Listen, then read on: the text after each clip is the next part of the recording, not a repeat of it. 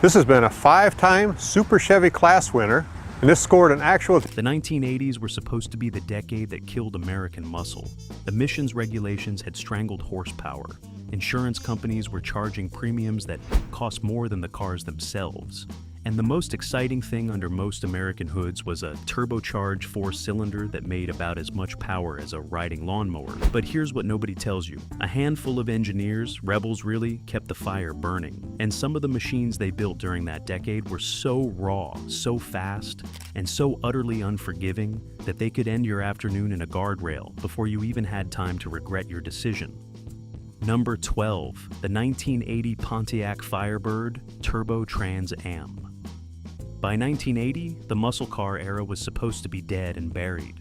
The big block engines were gone, displacement had shrunk, and Pontiac, once the brand that started the entire muscle car arms race with the GTO back in '64, was selling Trans Ams with engines that made critics wince. But then, something interesting happened. Pontiac took a 300 cubic inch turbocharged V8, dropped it into the second-generation Firebird body for its final year, and created a car that reminded everyone that the old guard wasn't finished yet.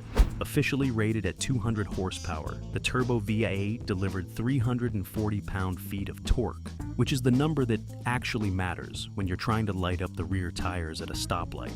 And light them up it did. The problem was everything surrounding that engine. The chassis was the same second-generation platform Pontiac had been building since 1970. The suspension was tuned more for cruising than carving corners. The brakes were adequate on a good day, and terrifying on a bad one. And the turbocharger introduced a power delivery that 1980 drivers simply weren't prepared for. You'd be rolling along at part throttle, feeling perfectly in control, and then the boost would arrive like an uninvited guest at a dinner party. Suddenly, you had far more power than the rear tires could handle, and the Trans Am's tail would step out with a suddenness that required serious reflexes to catch. Only 9,356 of these Turbo Firebirds were ever built, making survivors genuinely rare today. This was the last hurrah for the second generation Firebird, and Pontiac sent it out not with a whimper, but with a turbocharger and a reputation for keeping body shops in business. Number 11, the 1982 Chevrolet Camaro Z28. The third generation, Camaro arrived in 1982, wearing sharp new clothes and carrying a 5.0-liter V8 that made 165 horsepower. That number tells you almost nothing useful about why this car was dangerous. What it doesn't tell you is that Chevrolet had built a chassis so stiff, so responsive, and so unforgiving that it punished sloppy driving with the enthusiasm of a strict school teacher. The new suspension geometry was a genuine leap forward, less body roll than the outgoing model, quicker steering response, and a planted feel through corners that made drivers feel like heroes. The problem, as always, is that feeling like a hero and actually being one are very different things.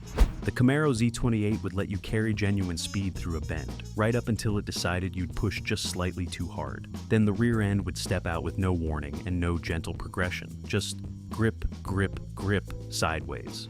And if you happen to be on a 2-lane back road with a ditch on one side and your good judgment on the other, well, the ditch usually won.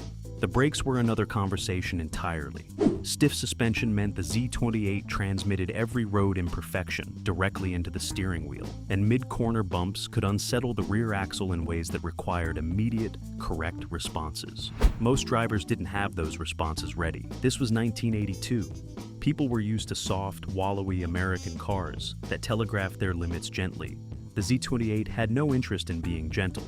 It was sharp, capable, and completely honest about the fact that it expected competence from the person holding the steering wheel. Number 10, the 1983 Ford Mustang GT. Ford had been slowly waking the Mustang up from its late 70s slumber, and by 1983, the 5.0-liter V8 was producing 175 horsepower in a Fox body that weighed just over 3,000 pounds. Those numbers created a power-to-weight ratio that felt genuinely aggressive after years of performance cars that were neither. Here's the thing about the Fox body Mustang that nobody wants to admit. It was a fantastic car to drive quickly and a terrifying car to drive at the limit. The front suspension was capable. The rear suspension was a live axle arrangement that dated back to engineering decisions made before some of its buyers were born. Under hard acceleration, that rear axle would hop and skip, breaking traction and sending the car sideways in ways that looked spectacular on video and felt considerably less spectacular when you were actually experiencing them. Lift-off oversteer was the Fox body's signature move. Carry too much speed into a corner, realize your mistake, lift off the throttle, and the weight would transfer forward so fast that the rear tires simply gave up. One moment, you were a confident driver pushing a sporty coupe through a curve. The next moment, you were pointing at the scenery you were actively trying to avoid. Ford had built a car that rewarded smooth, deliberate inputs and absolutely destroyed drivers who confused aggression with skill. The aftermarket made things worse, of course. Young buyers would bolt on more power before they'd learned to handle what they already had. That combination of cheap availability, genuine performance, and enthusiastic inexperience put a lot of Fox body Mustangs into ditches, fences, and the occasional living room. Number 9. The 1984 Pontiac Firebird Trans Am. The third generation, Trans Am arrived with something the muscle car faithful hadn't seen in years. Actual aerodynamics, wind tunnel testing, a drag coefficient that engineers were proud of rather than embarrassed by. Pontiac had built a car that looked like it belonged in a science fiction film, and the driving public absolutely loved it. Sales climbed, posters went up on bedroom walls across America, and young drivers who'd grown up watching Burt Reynolds films finally had a car that matched the fantasy. The fantasy and the reality, however, were having different conversations. The top engine option in 1984 was producing around 190 horsepower through tuned port fuel injection. In a car weighing 3,200 pounds with a chassis tuned for balance and response, that was enough to cause trouble. The Trans Am suspension was sharp for the era, but sharp for the era still meant a live rear axle that could misbehave under provocation. And the Trans Am attracted an enormous amount of provocation, mostly from drivers who'd seen one too many action movies and genuinely believed they were Kit from Knight Rider. That mystique was the real danger. The car looked so capable, so planted, so aggressive sitting still, that drivers approached it with a confidence their actual skills didn't support. The rear end would break loose mid-corner, the steering would go light under hard acceleration, and suddenly the fantasy of being a movie star was replaced by the reality of explaining things to an insurance adjuster. The Trans Am didn't care about your poster collection. It cared about whether you could actually drive. Number 8. The 1985 Chevrolet Monte Carlo SS. Here's a car that almost nobody puts on a danger list, and that's exactly why it belongs on this one. The Monte Carlo SS was sold to the American public as a sophisticated, NASCAR-inspired grand tourer, sleek lines, a civilized interior, a name that evoked racing glamour. What it actually was, underneath all that refined packaging, was a rear-wheel drive coupe with a nose heavyweight distribution, a live rear axle, slow steering, and a 5.0-liter V8 making 180 horsepower, which, in 1985, was enough. The Monte Carlo SS was built on a platform designed for comfort, not performance. Body roll was dramatic in corners. The steering required planning ahead, because corrections arrived slowly and required commitment. The brakes were marginal for a car weighing over 3,500 pounds. And the weight transfer under hard acceleration would load up the rear tires beautifully right until they decided they'd had enough and turned into smoke. What made it dangerous was the gap between what it looked like and what it was. Chevrolet marketed the SS aggressively, NASCAR imagery everywhere, race-inspired graphics. The whole presentation said, "This is a performance machine." What the presentation didn't say was that NASCAR looks and NASCAR handling are two completely different categories. And the Monte Carlo SS had the former, without much of the latter. Drivers who believed the marketing would push the car into corners expecting race car behavior and get grocery getter physics instead. That surprise, that sudden understeer into oversteer transition, is exactly how parking lots and guardrails became unintended destinations. Number 7. The 1986 Buick Grand National. Nobody expected Buick to show up to the muscle car party. Buick made luxury sedans for people who considered Oldsmobile too sporty. They made cars with names like LeSabre and Electra. And then, in the mid-1980s, their engineers quietly built one of the most dangerous street cars in America and hid it inside a blacked-out coupe that looked vaguely like a funeral vehicle, which, for some drivers, it essentially was. The Grand National's turbocharged 3.8-liter V6 produced 235 horsepower and 355 pound-feet of torque by 1986. The torque is what you needed to pay attention to. This engine didn't build power gradually, inviting you to manage it carefully. It sat at part throttle acting perfectly reasonable, and then the turbocharger would spool up and deliver all of that force in a rush that shoved you backward into the seat and lit up the rear tires simultaneously. The chassis was not built for this. The Grand National rode on a mid-sized sedan platform. The steering was slow and communicated approximately nothing about what the front tires were actually doing. The suspension was tuned for boulevard comfort, not track days. The brakes were adequate for a normal Buick and thoroughly inadequate for the speeds the Grand National could reach. Get on the power coming out of a corner, and the rear end would step out so fast that only drivers with real experience could catch it before it became a full rotation. The car's sinister black paint scheme and understated badging meant opponents never saw it coming, which made it dangerous on two levels: dangerous to drive and dangerous to race against. Number 6. The 1987 Ford Mustang GT. By 1987, Ford had turned the Fox body into something genuinely formidable. 225 horsepower from the 5.0-liter V8 rear-wheel drive and a chassis that had been progressively stiffened and refined since the early part of the decade. The result was a Mustang that could hit 60 miles per hour in under 6 seconds and run a quarter mile in the mid-14-second range.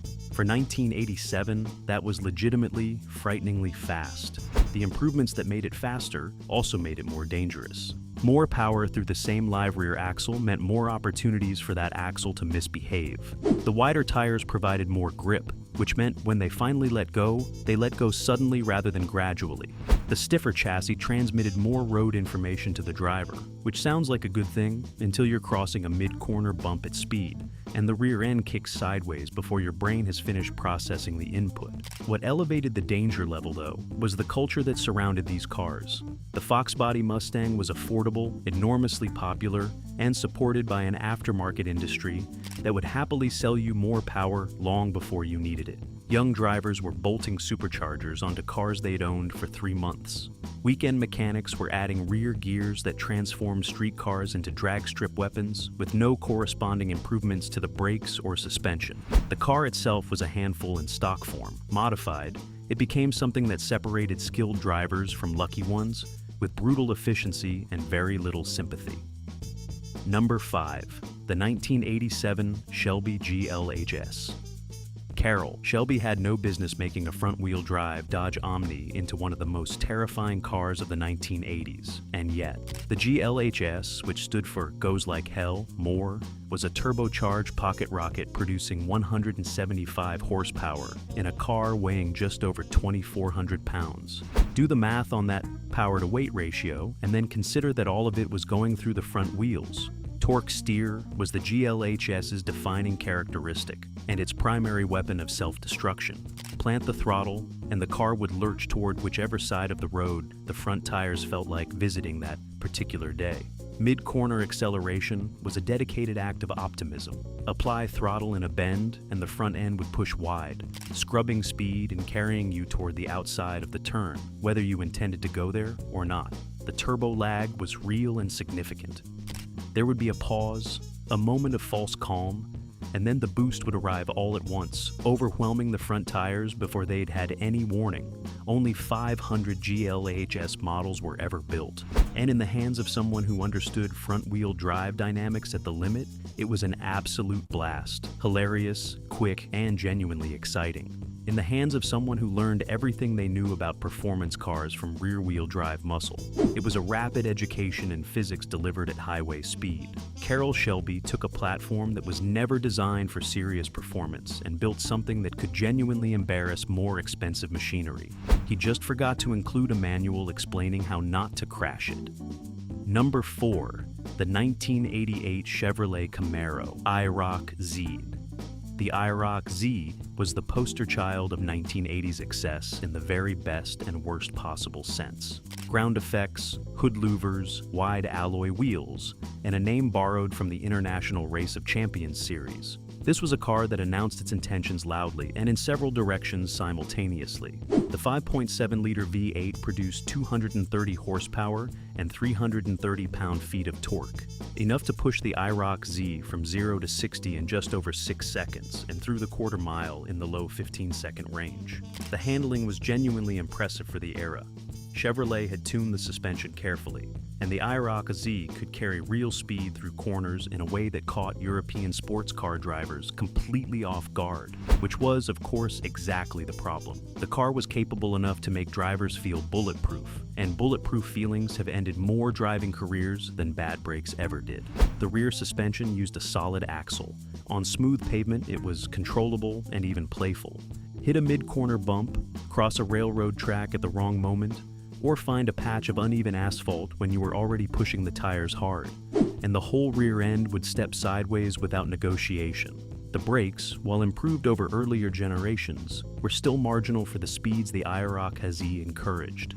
Fade was a real conversation that happened at track days, usually right when it was least convenient. The culture around this car didn't help. The IROC-Z was everywhere in the late 1980s, and it attracted a demographic convinced that its aggressive appearance was a direct reflection of their own driving ability. It wasn't. The car was better than most of its owners, and it reminded them of that fact regularly. Number 3. The 1989 Pontiac Firebird Trans Am GTA. If the standard Trans Am was dangerous, the GTA was the version that had thought carefully about how to be dangerous more efficiently. The 5.7-liter V8 with tuned port injection produced 240 horsepower.